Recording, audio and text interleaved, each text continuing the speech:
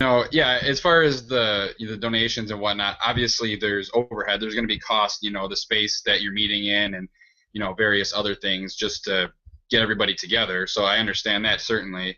I think maybe if they wanted to get away from that kind of comparison to religion, maybe they could just charge like an admission or something, or maybe charge dues, like make it like an organization where everybody pays so much per month or per year or whatever, just for the operating costs.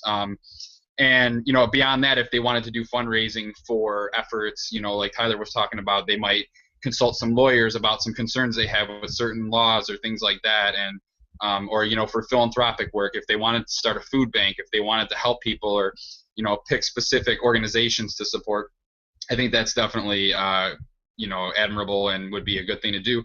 um, Even when I went to church, like I wasn't big on tithing or anything.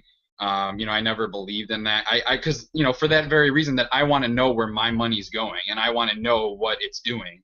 So I wasn't big on just writing a check or putting some money in a basket to a church. And that's the reason I started that Atheist Tips campaign. If you guys aren't familiar with it, I did a video about that. It's been going for a few months now. Yeah, I just throw that out there in case any. Basically, what it is you over tip people. Your waiters, waitresses, whoever, you over tip people because they don't make a lot of money and so they can use it. But you don't have to. Beyond that, it's I help my family members when they need something, or I help friends, or maybe somebody in the community that is facing some kind of battle, some kind of medical condition or something like that. But I want to know for sure where my money's going. There's some charities that are very reputable and very transparent that I would also consider donating to. So it's not like I don't, give to any charitable organizations. But I definitely want to know where my money's going. And as far as Sunday assembly or atheist gatherings itself, I think it's a good thing. I think that something that I didn't really think of was again that kind of like consulting with lawyers to kind of combat things that actually affect people's lives, that kind of make us treated differently by the government or by the local community. And that's important, especially at the local level. That's usually where it has the most impact.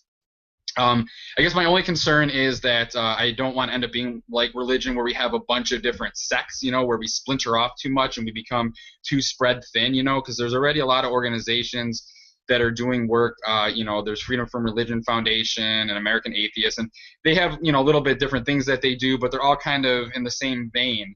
And so my only concern would be, because we want to kind of get atheists, together to have a common cause for a secular society. And so, that would be my only concern, I guess, is that we're just spreading it out too thin. But it's definitely, I think, could be a good place for people to go locally and meet like-minded people and, have a sense of community. So I'll throw it over to Tyler if he's got anything to say. Yeah, actually, on this one as well. Now, just real quick before I get on to mine, what you were just referring to, I do look at groups like Freedom from Religion and things of that nature as more of like national chapters, if you will, of certain groups, and doing things like Sunday Assembly and humanist groups are definitely more local. So that's a little bit better for creating a structure in that sense. But I do see what you're saying, though. You can have a lot of things that are slightly different, and then you wind up like all the communities wind up being small, bunch of hodgepodge of small communities instead of one branch of a tree essentially. Now with our group, we do charge they do charge a membership fee, which is like it's really cheap. So it's only like I think like $5 or something like that. Like it's really cheap, for like a year.